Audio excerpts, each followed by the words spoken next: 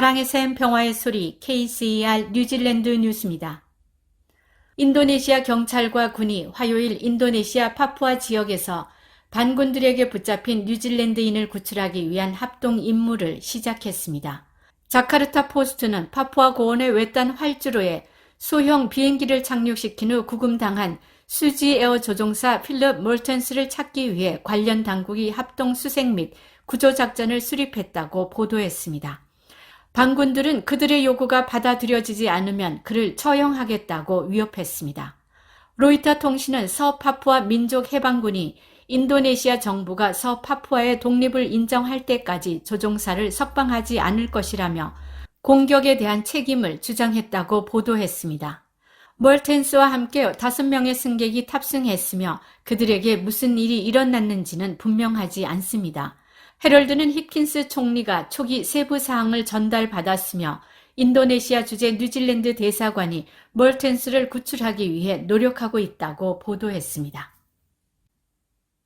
노동당의 사설 정치 여론조사기관 탈벗 밀즈의 최근 여론조사에 따르면 국민당이 노동당을 앞서지만 노동당은 태파티 마우리의 지원을 받아 정부를 구성할 수 있습니다.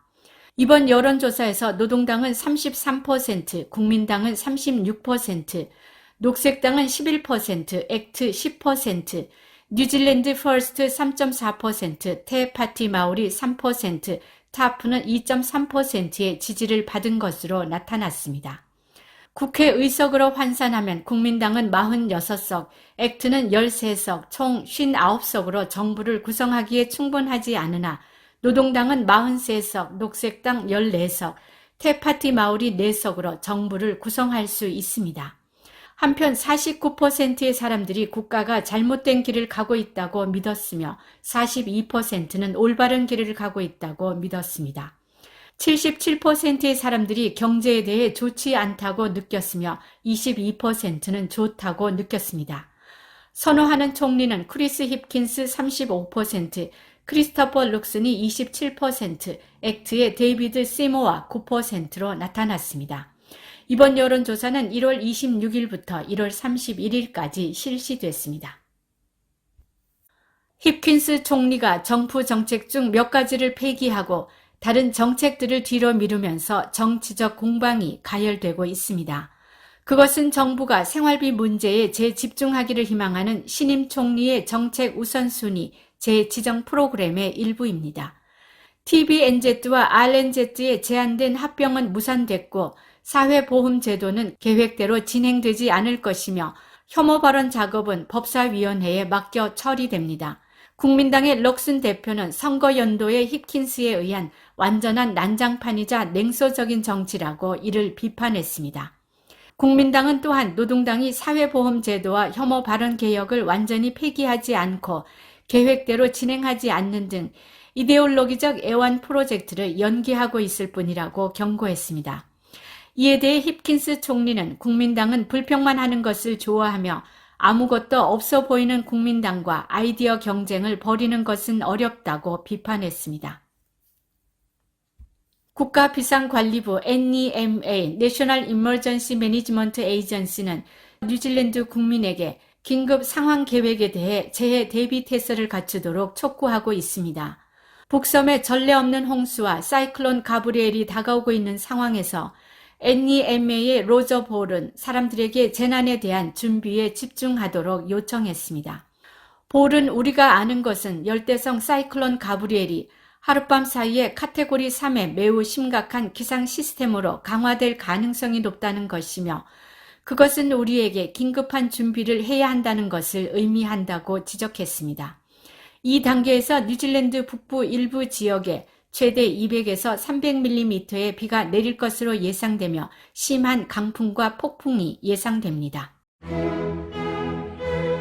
행복누리 ELP 무료 영어교실 안내입니다.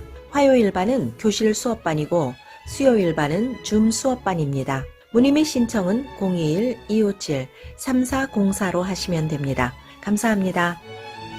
원뉴스는 지난해 11월까지 뉴질랜드 전역에 있는 병원들이 병상이 하나도 남지 않는 100% 입원율이 모두 656차례 기록한 것으로 나타났다고 밝혔습니다.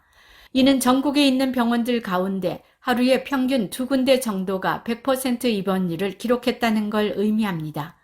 지난해 2021년에는 100% 입원율이 708차례 있었습니다.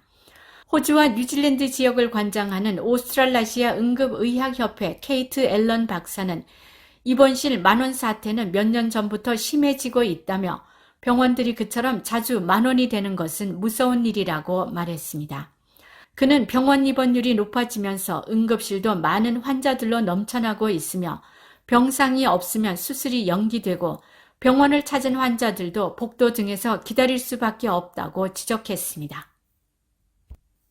넷플릭스는 어제부터 자신의 계정을 공유하는 뉴질랜드 사용자들을 단속할 것이라고 발표했습니다. 영화 및 TV 스트리밍 회사는 소셜미디어 게시물에서 넷플릭스 계정이 한 가구를 위한 것이라고 밝혔습니다. 넷플릭스는 앞으로 3일 동안 뉴질랜드 고객들에게 계정 공유와 사용에 관해 논란이 되고 있는 새로운 정책에 대해 이메일을 보낼 것이라고 말했습니다.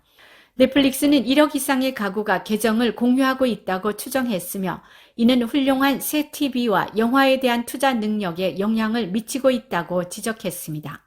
넷플릭스는 또한 계정에 2명을 추가할 수 있는 옵션이 있을 것이라고 밝혔지만 뉴질랜드에서는 1인당 월 7달러 99센트의 추가 비용을 내야 합니다. 사람들이 야외에서 최상의 눈 보호를 받을 수 있도록 선글라스를 더 규제해야 한다는 요구가 있습니다. 뉴질랜드에는 인기 있는 안경류의 품질에 대한 강제 기준은 없습니다. 컨슈머 NZ는 선글라스가 자외선 차단에 관한 표준과 선글라스의 견고성 및 눈을 얼마나 잘 가리는지에 대한 표준을 충족해야 하는 호주와 마찬가지로 규제가 의무적이어야 한다고 밝혔습니다. 컨슈머 NZ는 50개의 선글라스를 테스트했으며 그중 21개는 태즈먼 전역에 걸쳐 설정된 이러한 기준을 충족하지 못했습니다. 많은 뉴질랜드 약국과 백화점에서 구할 수 있는 수준 이하의 선글라스는 너무 깨지기 쉬웠고 UV를 충분히 차단하지 않았으며 가시성 문제를 제기했고 두통을 유발하는 경향이 있었습니다. 오늘의 환율 정보입니다. 뉴질랜드 달러와 대비 원화의 기준 환율은 804원 50전, 한국에서 보낼 때 812원 54전, 한국에서 받을 때 796원 46전입니다.